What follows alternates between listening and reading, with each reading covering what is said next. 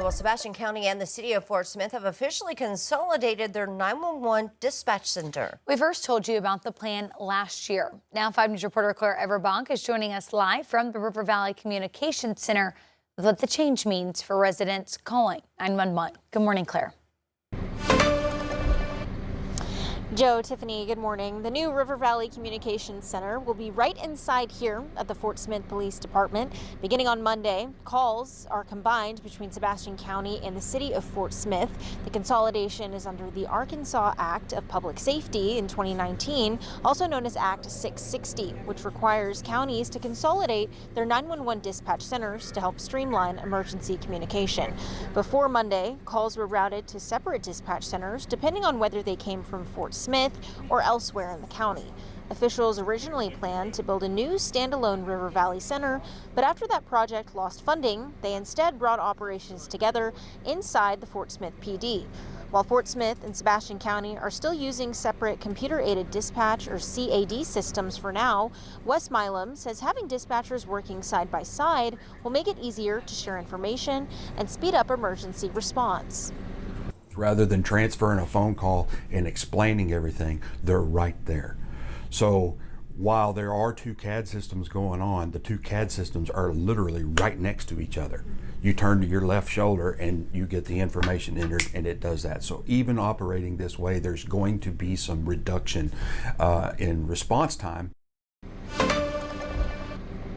Milam says this consolidation is just the first step. They're ultimately working toward uniting a single computer-aided dispatch center that will allow emergency medical services to operate from under the same roof. That's expected to happen in about 6 months, according to Milam. Live in Fort Smith, covering news where you live, Claire Everbach, 5 News. All right, thank you for that, Claire. Well, tonight, Fort Smith City directors will again consider whether voters should decide this November to change the city's form of government. A citizen's petition is trying to get a question on the ballot changing the government from an administrative to a mayoral ran form. Now, directors will consider whether to bypass it and just put it on the ballot themselves. They tried to vote on it in May, but a vote ended in a tie. Arkansas City Council is expected to discuss how to move forward with the city's police chief tonight. He was placed on paid leave, and we still don't know the reason why. Police Chief Michael Ivey and Deputy Chief Mallory Speaks were placed on leave during a special meeting on June 23rd. Counselors said that there was a list of grievances against the two, but did not go into specifics. We'll let you know what happens at the meeting tonight, right here on 5 News. Well, Fayetteville City Council is expected to discuss an ordinance that would restrict the city from signing non-disclosure agreements with businesses. Yeah, this comes amid some public backlash after the city signed several with drone manufacturer Swarm Arrow. The city already has changed its rules on signing an NDA requiring approval from the mayor and the city attorney. A judge also sided with Fayetteville during a lawsuit last month, which claimed the city violated the Freedom of Information Act when they didn't provide a resident with an NDA signed with Swarm Arrow. Meanwhile, Fayetteville Mayor Molly Ron announced the city is changing its leave policies for new parents. City employees will now be eligible for 6 weeks of paid leave. Federal and state law only requires employers to give unpaid leave for 12 weeks. Yeah, the mayor says that she's wanted to implement this paid leave policy since the start of her term. We recognize that when the city is competing against other cities, against private enterprise, that these types of benefits are what new employees and prospective employees are going to look for. So it also helps us remain competitive.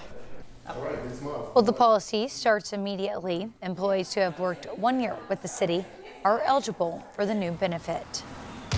All right, some breaking news at 6:37 this morning. A search for answers underway after 2 explosions ripped through the heart of the Syrian capital this morning. At least 18 were injured. That's according to state media.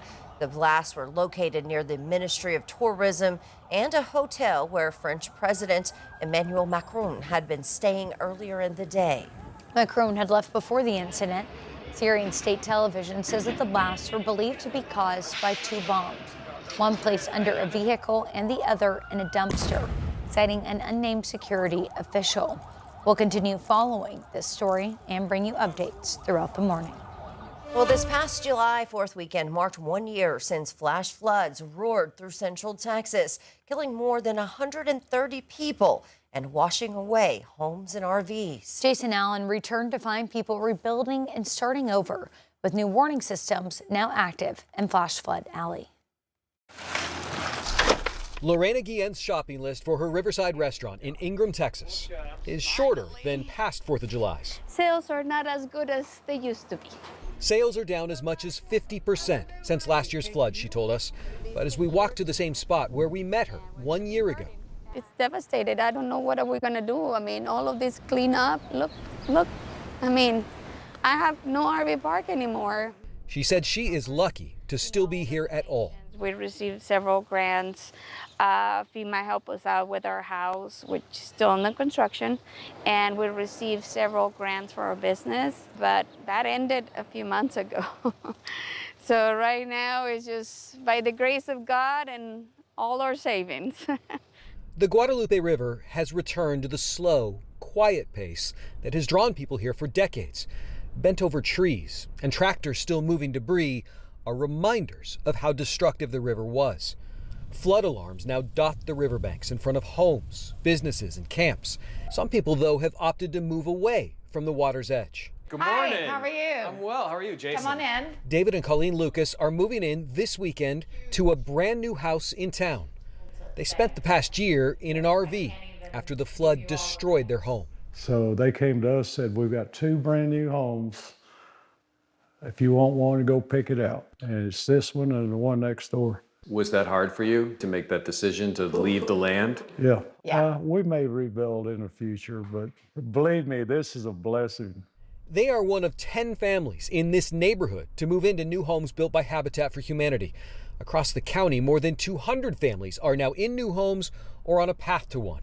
And the Hill Country is figuring out how to move forward. But you're thinking about improving it and still building it bigger. Yeah, I mean, we have to. I mean, the people need it, the area needs it, and we love it here, and we're going to keep on fighting until our last breath. Jason Allen, CBS News, Kerr County, Texas.